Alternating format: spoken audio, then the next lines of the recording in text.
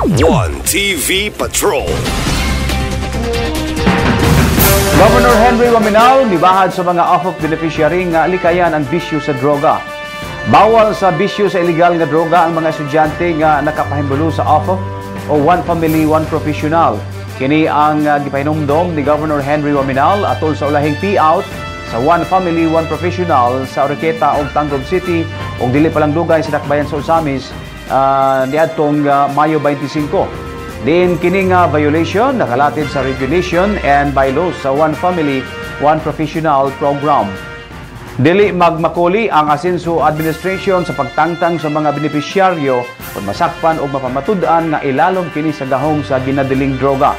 Kini nga kahimtang gipahinumdom sa gobernador gumikan kay gusto siya nga sigurado gayong mulambo ang kahimtang sa matag pamilya na nakapahimulos sa programa.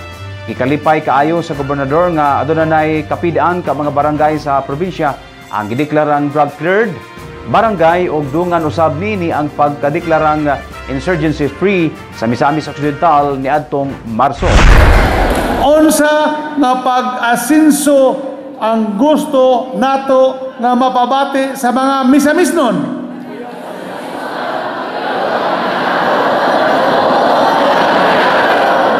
Tinuod kana usa sa atong hagit karon nga kung na-improve na nato ang peace and order kay ang ato karon nga probinsya sa 490 ka barangays 47 na lang ka barangays ang dili drug cleared.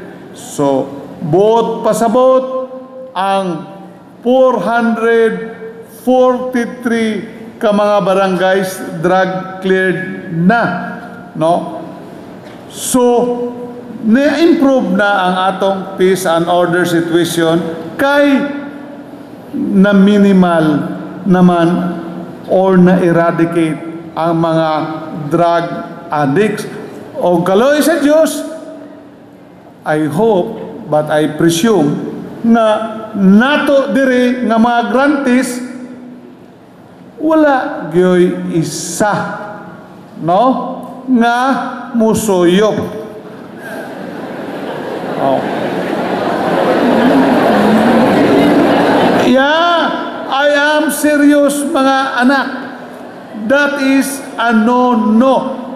Although I believe before kung atong tanawon ang previous statistics, majority gyud sa atong mga kabataan nakatuon og suyo.